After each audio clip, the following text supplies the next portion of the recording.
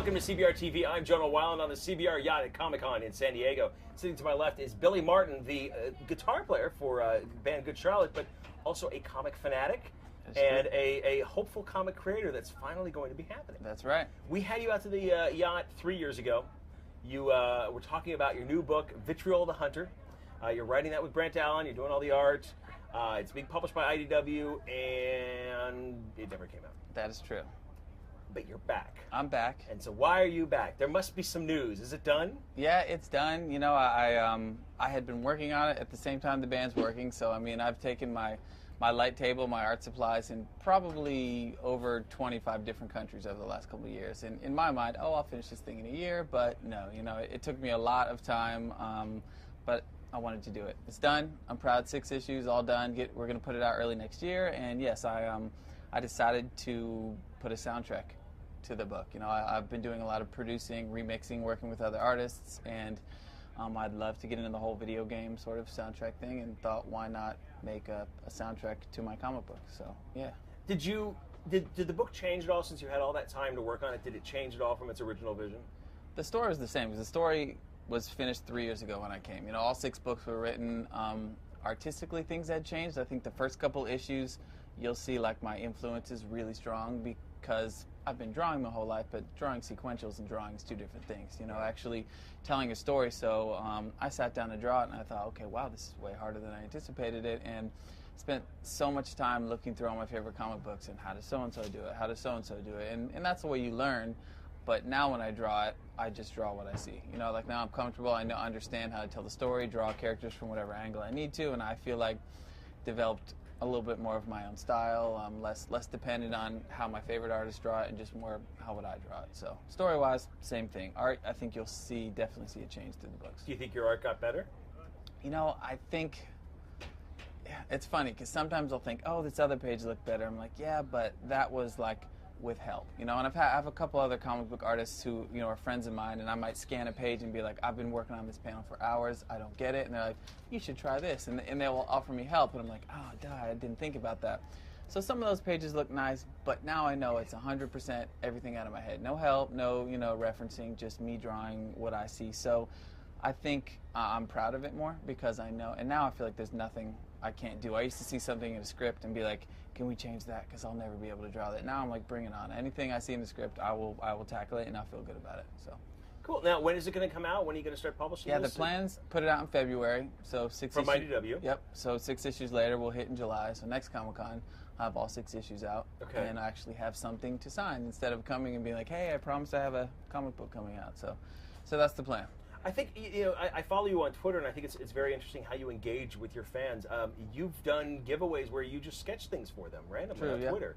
You talk about that and the response they have to your comic fan size, because obviously most of your fans are following you for your music, and they're seeing this other side of you, and I'm curious what that response has been like. The cool thing is I've been drawing my whole life, so even since the day one, I've done stuff for the band, whether it's music videos, set designs, CD art, t-shirt, merch, you know, so there's like a certain like little group of Good Charlotte fans who like to draw as well. There's like I think we have a lot of really artistic fans, so they are interested in the music and they know that I draw. So there's always these certain, you know, I see the same couple of fans on Twitter where I'll put a drawing up, and I know that these like 10 or 12 kids are going to comment it, because they also, you know, draw and make music. You know, they sort of have the drive to do both. So I appreciate that, and I know that not every person there like, shut up, stop talking about your drawings, what's up with the band, and I get that too, because you've got both fans.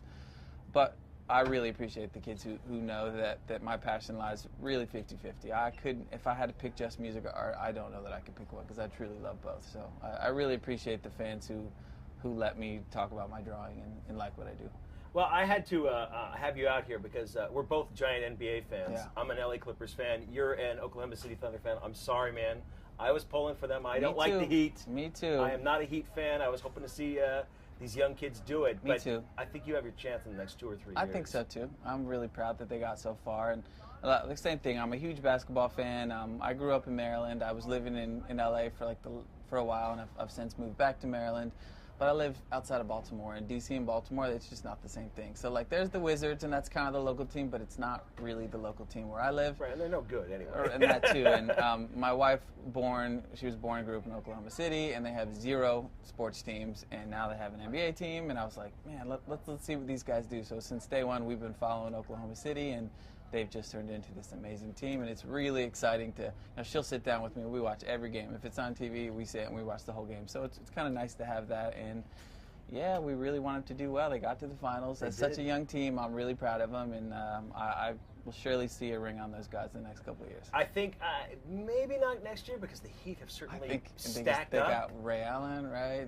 But I think 2 years from now, I think we're going to see the Thunder and the Heat in the finals again next year. I think what I think is going to happen, but we'll see. And and I think LeBron's going to be on a bit of a mission. He finally, I think he got his redemption. I'm glad he got his ring because he's one of the best guys to ever play, and it's sad when really great players don't get a ring because they deserve it. Yeah, and you know what? He went through his contrition phase. His first year with the Heat, he was arrogant. Right. And his second year with the Heat, he's like, you know what? I apologize for that. I overestimated what we could do, and I was pompous. Right. And so I hope the media lays off of him a little bit. Yeah. But I'm afraid they won't lay off of him until he's won at least 2 championships. Yeah. And that may happen. And if he gets that, but Kevin Durant's going to put up a big fight. Are you looking forward to watching the Olympic basketball? Yeah.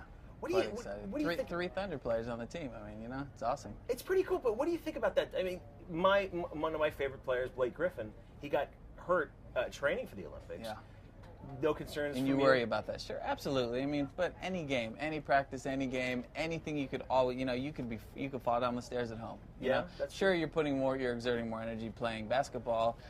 But to get to play for the Olympics for those guys, that's huge. And not that many players can say I played for my country in the Olympics in the sport that I love. So who could say no to that? Have you ever had a chance to see a game in Oklahoma City? Yeah, we went to a finals game this year, like the first round against the Mavericks.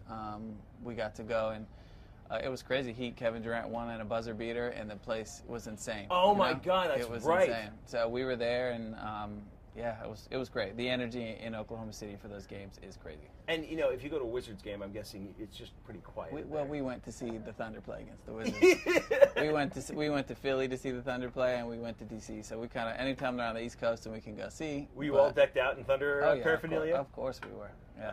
So you were one of those fans. I always hate those the San Antonio fans that show up at Clippers games. I want to smack them in the head. I know, but that's what we went to see. So we did. Well, all right. You come out to LA. We'll go to a game together. Okay. We'll do. I'll wear my Thunder gear. You wear your Clippers gear. Or I don't get to go. I'll have to put sheets in front of you or something to hide you from the cameras. Or a kick me sign on the back or something like that. Right. All right. Next year, it's gonna. That would be great. I would love it. Cool, man. Thank you. He's Billy Martin. I'm Jonah Weiland, and this is CBR TV.